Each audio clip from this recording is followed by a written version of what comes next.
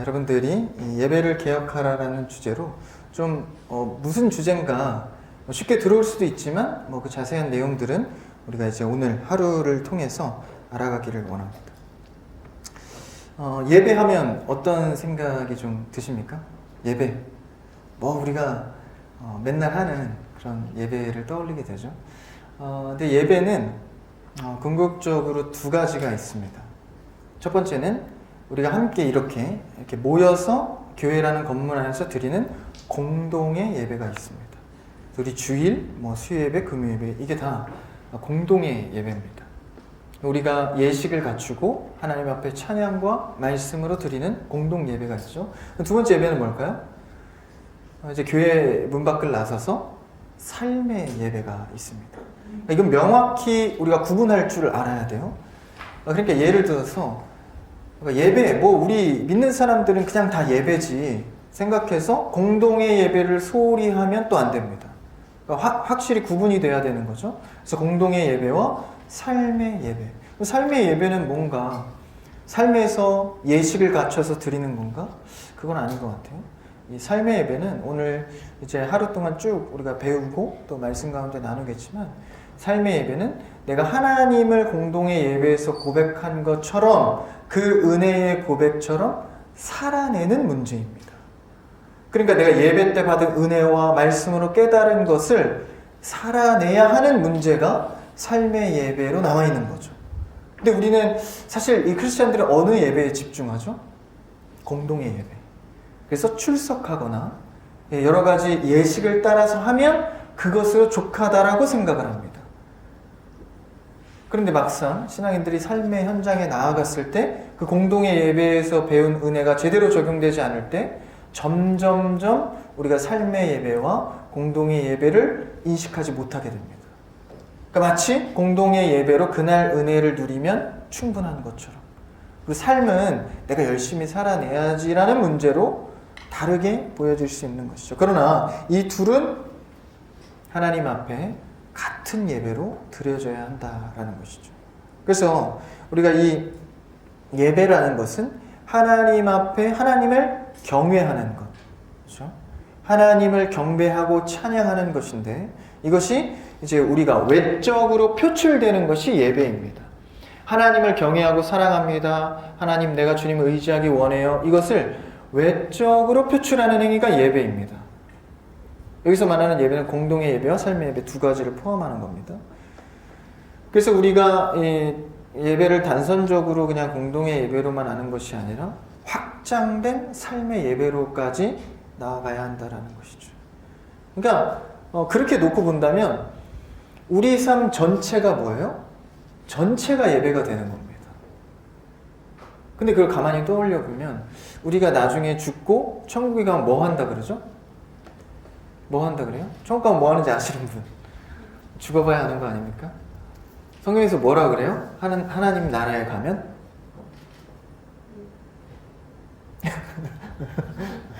그냥 전사님이 하세요. 네.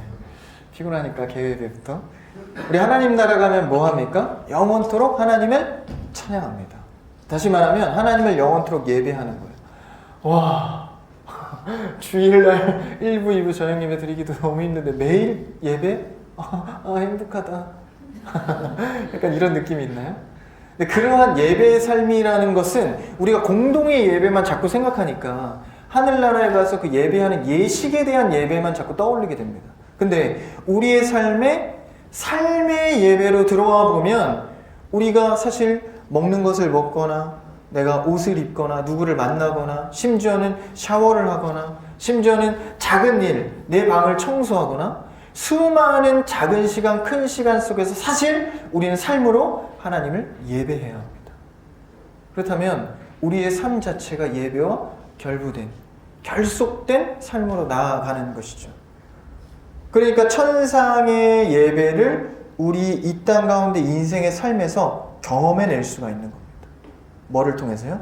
매일의 일상의 예배를 통해서 말입니다. 그럼 우리가 이제 참된 예배로 천상의 예배, 그런 천상의 예배에 개념과 그리고 모습은 어떠할까? 오늘 요한계시록에서 이 천상의 계시록적인 예배를 말해주고 있습니다. 그러면 천상의 예배는 완전할 거 아니에요? 그렇죠? 그 완전하고 거룩한 예배를 우리가 보면 이 땅 가운데에서 예배의 본질을 찾아낼 수가 있는 것이죠. 그래서 오늘 말씀을 통해서 그 면모를 한번 보도록 하죠. 1절 말씀을 한번 같이 읽어볼까요? 1절 같이요. 시작.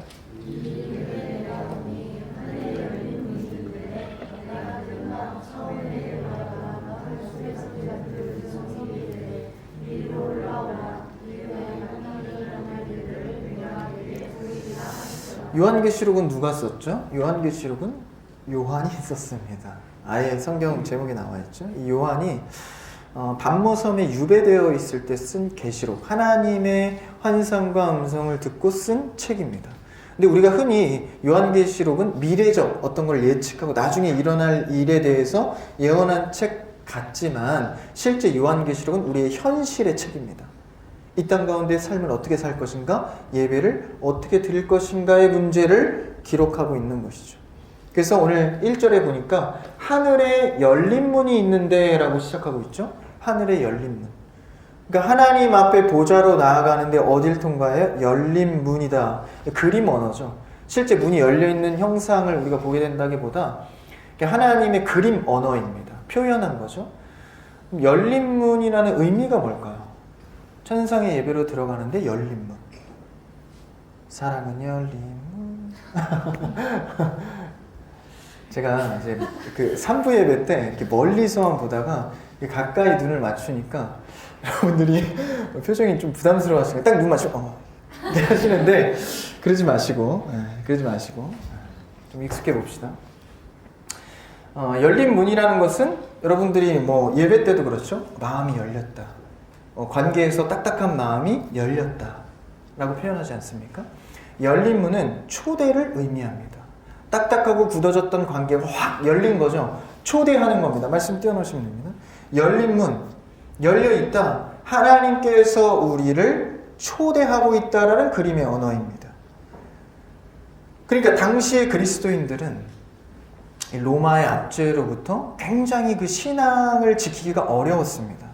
그리고 자신의 신앙 고백이 삶으로나 입술로 드러나면 바로 압제당하고 바로 요한처럼 이제 유배를 당하게 되는 거죠.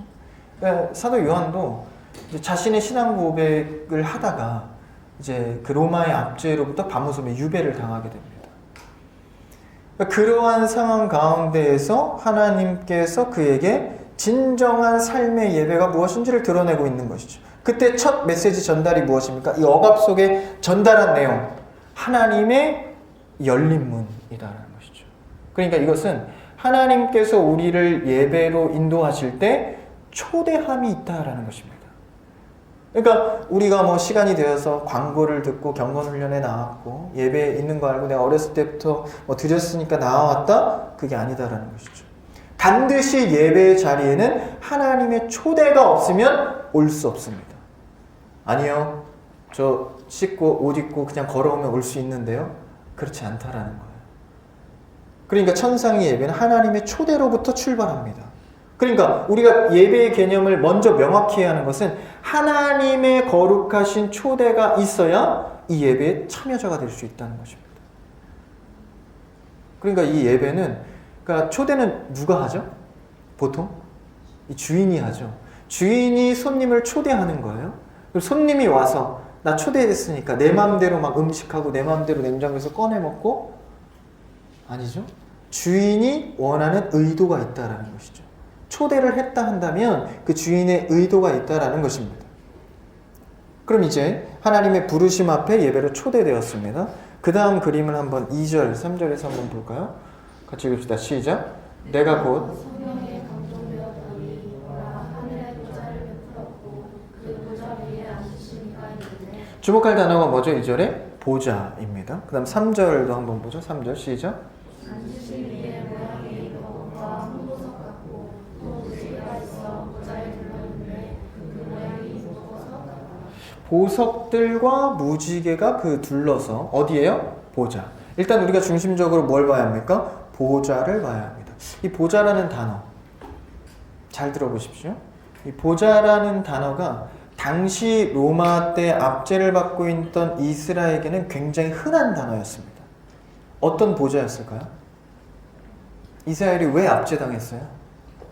하나님을 왕으로 섬기니까 그때 당시 시대 최고의 왕은 누구예요? 로마 황제. 로마 황제의 권위와 그 자리를 뭐라고 표현했나요? 보좌라고 표현했습니다. 당시의 왕은 로마 황제인데 그를 보좌라고 여기는데 자꾸 이 믿는 사람들이 하나님에 대해서 보좌라고 칭하는 거예요. 그러니까 당연히 그들을 억압하고 가두고 믿지 못하게 했다라는 것이죠. 그럼 이 황제의 보좌의 의미는 무엇일까? 보좌의 의미는 크게 세 가지입니다. 통치와 심판과 영광입니다. 통치는 다스릴 수 있는 권력이죠. 심판은 판결할 수 있는 능력입니다. 영광은 모든 사람들이 나를 바라볼 수 있게 하는 것입니다. 그럼 이 통치와 심판과 이 영광을 이 보좌라고 표현하고 있는 것이죠. 그러면 당시에 그들은 누구의 보좌를 바라봐야 해요? 황제의 보좌. 그러니까 황제가 보좌에 앉아서 말씀의 명령을 하면 무조건 복종해야 합니다. 보좌에서 말씀이 떨어질 때는 굉장한 힘이 있는 것이죠. 권력이 있는 겁니다. 그래서 심지어 그때 당시에 로마 황제가 보좌에 앉아서 말씀을 전하는 것을 어떤 단어로 표현했냐? 복음이라고 표현했습니다. 우리는 이 시대에 와서 복음이라고 하면 하나죠. 예수 그리스도지만 당시에는 보좌에서 말씀이 전해지는 형태를 복음이라고 했어요. 유일한 거죠. 복된 그 소식. 그러니까 반대가 돼버린 거예요. 이스라엘 입장에서는. 우리의 보좌는 하나님인데 황제가 말하는 그 복음을 따라야 했던 것이죠. 그래서 하나님께서 우리를 초대하시고 이 보좌 앞에 나오게 하신 것은 너희가 삶에서 로마의 황제, 경제권, 수많은 인간의 관계 이것을 내가 보좌로 모셨는데 거기에 있지 말고 내 보좌 안으로 들어와라 라고 초대를 하신 겁니다. 그러면 초대받은 입장에서 주의 보좌 앞에 초대를 받은 것이죠. 그럼 이제 누구의 명령의 통치를 받게 되는 겁니까? 하나님의 말씀의 통치를, 복음의 통치를 받게 된다는 것이죠. 그래서 이제 참된 보좌 앞으로 하나님의 초대를 통해 나아오는 겁니다. 그러니까 우리가 공동의 예배를 드리는 것은 내가 삶에서 수많은 보좌를 섬기던 것을 내려놓고 하나님의 보좌의 초대 앞으로 나와서 다시 삶이 아닌 주님을 바라보겠습니다라는 고백이라는 것이죠. 그러니까 예배에 발걸음하는 것 자체만으로 보좌의 영광으로 들어오는 일입니다. 그러니까 여러분이 출석하는 이 예배의 형태를 우습게 보면 안 되는 거예요. 예배는 오늘 드리면 다음 주도 있지 않습니까? 정말 그럴까요? 하나님이 초대해 주신 기회가 매주 있는 것이 은혜일 뿐인 것이지 매주 보장된 것은 아닙니다. 그러니까 우리가 한 주의 예배를 내 생명을 다해 드리는 이유가 뭐예요? 사실 좀 극단적인 예일 수 있으나 오는 데는 순서가 있어도 가는 데는 순서가 없지 않습니까? 저는 너무 무시무시한 얘기를 근데 현실이 그렇잖아요. 그렇죠? 우리가 사회나 삶을 봐도 현실이 그렇지 않습니까? 그러니까 하나님 앞에 우리가 생명을 다해 드리는 예배는 한 번 한 번의 모든 예배가 그러하다라는 것이죠. 그래서 그 보좌 앞에 나와서 하나님의 보좌를 인정하는 경배를 초대받아 드리는 겁니다. 근데 그때 3절에 보니까 거기 뭐가 있어요? 무지개. 무지개 하면 뭐가 떠오르죠? 우리 믿는 사람들은 잘 알죠. 노아의 방주. 노아의 방주에서 하나님께서 죄를 슬퍼하셔서 다시 시작하시려고 그쵸? 물 심판으로 멸하시죠. 그 다음에 무지개를 보여주시면서 야 봐라 이쁘지? 이렇게 하신 건가? 그걸 보여주시면서 뭘 하셨죠? 언약의 갱신을 하셨습니다. 다시 회복할 언약의 갱신을 해주신 거죠. 주 보좌 앞에 나온 자들은 그 명령, 로마 황제가 명령한 것이 복음이었듯이 보좌에서 나오는 언약의 갱신이 무지개는 완성을 의미합니다. 완벽하게 언약의 갱신이 이루어진다라는 것이죠. 주 보좌 앞에 나와 하나님의 말씀으로부터 다시 새롭게 한다.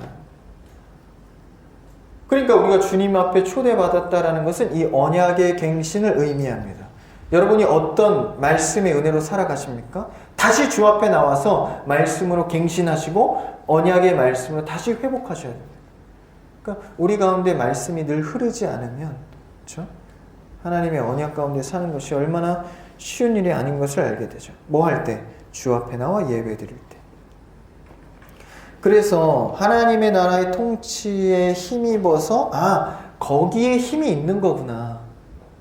내가 삶의 수많은 보좌를 경배하고 따랐지만 진짜 보좌는 하나님께 있구나. 힘이 하나님께 있구나를 깨닫고 예배를 통해 깨닫는 거예요. 깨닫고 이제 그 하나님의 통치로 살겠습니다라고 고백하죠.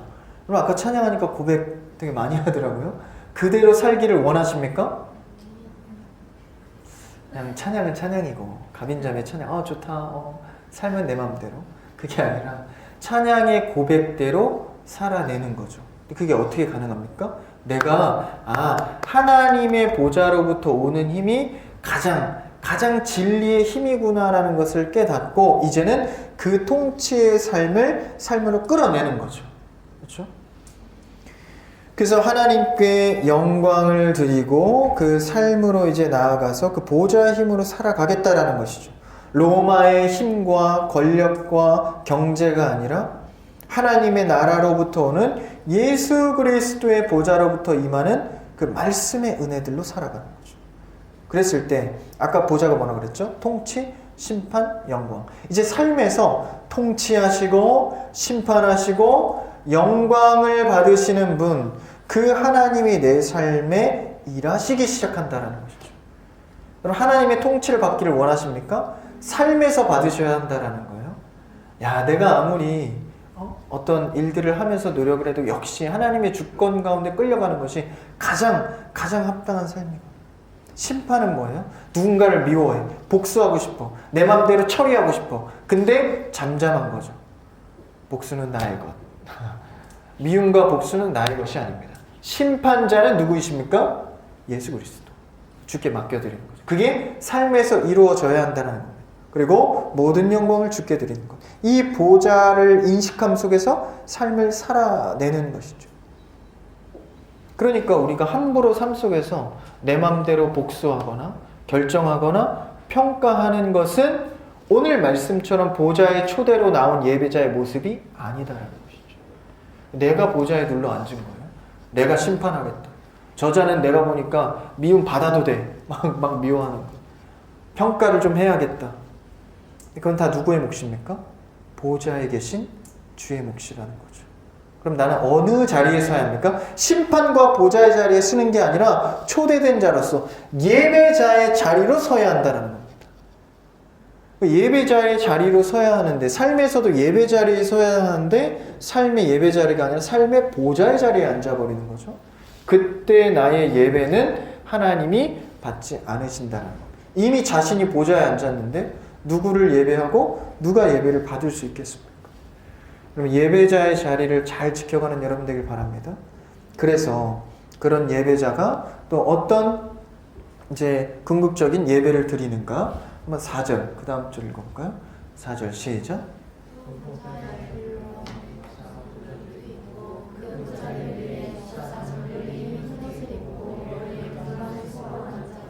자, 예배하는 자리에 보니까 그 보좌에 둘려서 누가 있어요? 24 보좌들이 또 있대요. 그렇죠? 여기 보좌가 또 나오네요. 근데 그 보좌들 위에 이제 24 장로들, 24명의 장로라는 것은 12과 12의 합입니다. 12지파와 12제자를 의미합니다. 12제자가 나중에 뭐가 되죠? 교회가 됩니다. 12지파와 12제자가 합했던 24 보좌는 하나님의 교회를 의미합니다. 교회가, 그쵸? 예배자들이 있는 그 교회가 지금 보좌에 둘려 있어요. 흰 옷을 입고 머리엔 금관을 쓰고 앉았습니다. 근데 그 자들이 이 땅에서 교회에서 예배하고 하나님을 섬기는 일들은 하나님 앞에 흰 옷을 입고 머리에 금관을 쓰게 되는 일입니다. 우리 예배자들, 교회에 다니는 모든 성도들은 하나님 앞에 가면 흰옷과 금관을 쓰는 거예요. 영광이 있다라는 것이죠. 근데 여기서 이 영광을 우리가 취하는 것이 아닙니다. 예배라는 것은 우리가 이 영광을 누릴 수 있지만 취하는 것은 아닙니다. 그럼 뭘까요? 10절, 11절을 한번 읽어볼까요?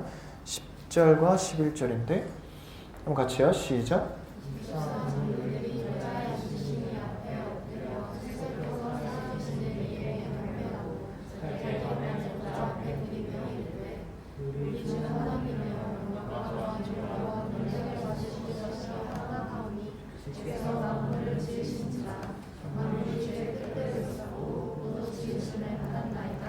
그들이 보좌에서 다 영광을 취하는 듯 하였으나 결국은 어떻게 해요? 예수 그리스도의 보좌를 발견하자 그 주변에 둘러섰을 때 어떻게 해요? 자신의 금관을 주님께 돌려드립니다. 그러니까 예배는 초대받은 교회의 예배자들이 주 발 앞에 가치를 돌려드리는 행위입니다. 삶에서 어떤 가치를 취하셨습니까? 주 앞에 나와 주 발 앞에 나와 그 가치를 돌려드린다는 것이죠. 예배가 영어로 뭐죠? 써있나? 월십, 그렇죠? 예배는 월십입니다. 월십의 참 의미가 뭘까요? 가치를 돌려드린다는 뜻입니다. 그러니까 예배 가운데에서도 그 가치를 내가 다 취할 수도 있습니다. 그래서 오늘 이 귀한 시간에 여러분들이 익히고 깨닫고 실천해야 될 것은 무엇입니까? 가치를 내가 취하지 않고 공동의 예배든 삶의 예배든 나도 모르게 나에게 가치를 돌려드렸던 일을 이제는 회개하고 돌이켜서 가치를 주님께 돌려드리는 실천을 하셔야 합니다.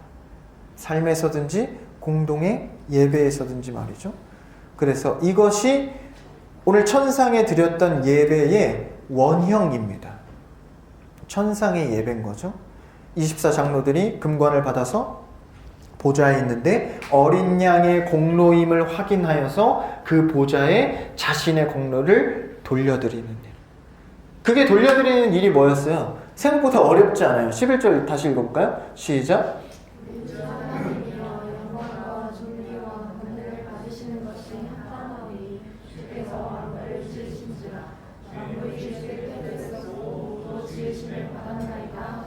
이게 뭐예요? 주께 인정한 태도입니다. 하나님 다 인정한 저 좋으신 분 나의 주인, 그게 아니라 나의 가치를 하나님께 돌려드리는 고백을 지금 어떻게 하고 있는 거예요? 인정하며 합당히 주께 완전히 드리는 겁니다. 그러니까 우리가 취할 것은 좀 취하고 하나님께 드릴 것은 드리면 그게 아니죠. 11조의 개념이 뭐예요? 10분의 1 떼서 주님께 드리고 10분의 9는 내가 취하고 이건가요? 아니죠. 첫 것을 10분의 1 첫 것을 주님께 드린 행위는 뭡니까? 다 주님으로부터 왔습니다. 그러니 내가 맘대로 돈을 사용하지 않겠습니다라는 고백입니다. 그 고백을 지금 예배로부터 하고 있는 것이죠. 모든 존귀와 영광을 받기에 합당하십니다. 여러분 가치를 그분께 돌려드리는 여러분 되기를 축복합니다. 내가 취하지 마십시오. 감정적으로, 습관적으로 삶에서 수많은 취했던 모습들을 오늘 이 시간 깨닫고 다시 주 앞에 돌려드리기를 바랍니다. 그러니까 우리의 삶을 보면 사실 알 수 있어요. 믿음이 들어오고 나면 내 과거를 돌아보면 내가 잘나서 산 줄 알았는데 가만히 사건들 세월들을 보면 되짚어 보면 하나님의 은혜가 아니었으면 내가 할 수 없었겠구나. 이걸 깨닫게 돼요. 저도 오늘 이 자리까지 사역해 온 지가 벌써 10여 년이 흘러가고 있어요. 근데 1년 1년을 내가 항상 늘 되짚어 봐요. 늘 되짚어 봅니다. 근데 그때의 사역을 생각하면 죄송하지만 그때처럼 할 수 없을 것 같아요. 그때마다 주신 열정과 은혜가 있었어요. 지금의 경력으로 쌓아온 실력으로 여러분 경력과 실력을 너무 의지하지 않기를 축복합니다. 왜냐? 그것이 나의 힘과 경험으로 또 내일을 살아낼 수 있다고 착각하기 때문입니다. 여러분 내일은요 내일에 주실 은혜로 살아가야 합니다. 그게 신자들입니다. 내 경험치가 쌓였다고 스펙이 쌓였다고 내일을 살아낼 힘까지 있는 것은 아닙니다. 물론 경험적으로 지혜를 쌓을 수는 있겠죠. 근데 우리가 되짚어 봐야 할 것은 하나님의 은혜가 아니었으면 그 마음으로 드리는 것이 그분께 드리는 예배입니다. 그래서 이것을 깨달은 자는요, 하나님 앞에 나와 예배와 영광을 올려드리게 되는 거죠. 아, 내 힘으로 한 게 아니구나. 주의 은혜로 된 것이구나. 빨리 주 앞에 나오고 싶은 기대감이 있는 겁니다. 그래서 삶에서 계속 가치를 돌려드리는 것. 그러면 이제 일상 속에서도 그 가치를 돌려드릴 때 그 마음 속에는 뭐가 있을까요? 그 마음 속에는 늘 감사가 있습니다. 아, 하나님께서 하게 하셨구나. 그래서 우리가 예배 드릴 때 어떤 제물을 드려요? 감사 제물을 드리는 겁니다. 구약성경에 수많은 제사법이 있는데 다 그 제사법의 근본 1 마음은 뭐예요? 감사제입니다. 그렇죠? 소제, 번제, 화목제, 수많은 제물들의 형태는 다르지만 그 마음의 동기는 다 1차가 감사입니다. 왜? 하나님께서 주셨다는 은혜가 풍성하니까 감사로 예배를 드리는 거죠. 그래서 우리는 삶 속에서의 감사를 늘 찾아야 합니다. 주님께로부터 온 감사. 그래서 일상이 선교지가 돼서 캠퍼스든 직장이든 가정이든 그 수많은 주님께서 주시는 은혜에 감사를 드릴 수 있어야 한다는 것이죠. 그러니까 여러분 일터에서 스트레스 많이 받으시죠. 뭐 학교에서도 학업의 스트레스, 뭐 직장 준비하시는 분들, 전공 그리고 이직하려는 분들 얼마나 스트레스가 많습니까? 근데 그 현장에서 감사가 떨어지면 신앙인으로서 예배자의 삶이 이루어질 수가 없다는 것입니다. 여러분 현장에서 주님 주시는 감사를 회복하셔야 됩니다. 야, 나 너무 힘들었다. 그런데 오늘 그래도 하나님께서 이렇게 주신 은혜에 감사하다. 정신승리가 아닙니다. 아, 힘들지만 그래 난 괜찮아. 뭐 이런 긍정적인 마인드가 아닌 거예요. 우린 하나님 앞에 진짜 주님께서 주시는 은혜를 누릴 줄 알아야 합니다. 그래서 저도 사실 생각하다 보면 맨날 어떻게 평탄하겠어요. 어떻게 하다 보면은 뭐 교회 일도 있지만 제 개인적인 일들도 갑자기 벌어지는 갑작스러운 일들이 있으면 처리하기가 버거울 때가 있어요. 근데 하나님께서 진짜 사역자를 책임지신다는 것을 내가 정말 통감하는 것이 하나님께서 그 일처리마다 한 번도 은혜를 주시지 않은 적이 없습니다. 사람을 만나게 하셔서 시간을 할애하게 하셔서 놀라운 일들을 빚어내게 하셔서 결국 그 일을 처리하십니다. 이게 놀라운 거예요. 그러니까 이 예배자의 민감함이 있는 자들일수록 그런 캐치를 잘합니다. 하나님이 이거 도우신다. 하나님이 도우신다. 여러분 예민한 예배자가 되기를 바랍니다. 영적으로 예민한 예배자들이 되어서 하나님께 가치를 돌려드리는 일에 영적으로 예민하게 드리는 여러분 되기를 바라는 것이죠. 그러면 이제 예배는요, 끊임없는 하나님 앞에서의 싸움이 됩니다. 그러니까 하나님이 주신 것으로 만족하고 감사하는 싸움이 되는 것이죠. 그러니까 내 삶 속에서 하나님께 가치를 돌려드릴 일이 무엇인가 끊임없이 싸우셔야 합니다. 쉽지 않을 겁니다. 고민해야 되고 묵상해야 되고 기도해야 하고 때로는 처절하게 하나님 앞에 통감해야 되고 이런 순간들을 통하여서 삶의 예배자의 모습이 서간다라는 것이죠. 이런 예배자의 섬김과 희생과 고통과 눈물 없이 어떻게 삶에서 예배자로 서기를 원하십니까? 공동의 예배로만 만족하지 마시고 공동의 예배의 고백이 그 은혜의 줄이 여러분 삶에서 천상의 예배처럼 삶을 하나님 앞에 보좌 앞에 내려놨던 것처럼 세상의 수많은 로마의 보좌의 황제로부터 눈길과 시선과 발길을 돌이켜서 하나님 보좌 앞에 나와서 그분께 가치를 돌려드리고 감사하는 일을 삶에서 실천해내는 여러분 되길 축복합니다. 이 개회를 통하여서 여러분 마음을 여시고 말씀을 새기시고 제 특강과 또 저녁 집회까지 은혜의 줄을 이어가기를 축복합니다. 기도하겠습니다. 사랑해 주님 감사합니다. 주님 보좌 앞에 나와 드리는 예배가 되기를 원합니다. 주님, 나의 발걸음이 아닌 하나님의 초대 속에서 내가 주 앞에 나아싸우니 세상의 수많은 나의 보좌를 주 앞에 내려놓고 이제는 주님께만 가치를 돌려드리는 삶이 되게 하여 주시옵소서. 만족함이 없었던 삶을 다시 한번 일깨워 주의 은혜 속에서 주님 주시는 만족함으로 감사의 예배 드리는 삶의 예배가 회복되는 귀한 청년들 여기 모인 모두가 되게 하여 주시옵소서. 하늘의 예배가 회복되게 하여 주시옵소서. 참 예수님으로 기도합니다. 아멘.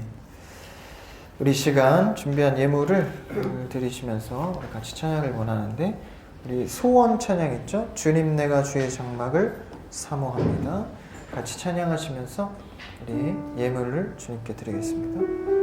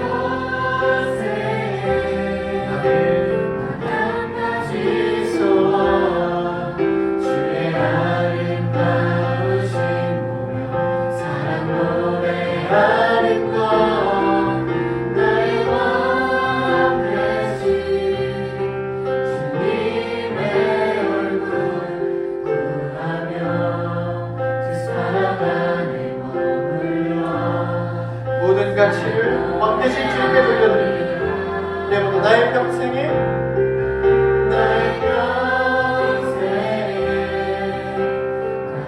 가지 소원 주의 아름다우신 보며 사랑 노래하는 것 나의 왕 되신 주님의 얼굴 구하며 주 사랑 안에 머물러 사랑 노래하는 우리 목소리로 같이 가슴에 손을 얹고 나의 평생에 단 한 가지 소원 주의 아름다우신 보며 사랑 노래하는 것 나의 왕 되신 주님의 얼굴 구하며 주 사랑 안에 머물러 사랑 노래합니다. 한번 더 고백할까요? 반주 없이 해봅시다. 나의 평생에 단 한 가지 소원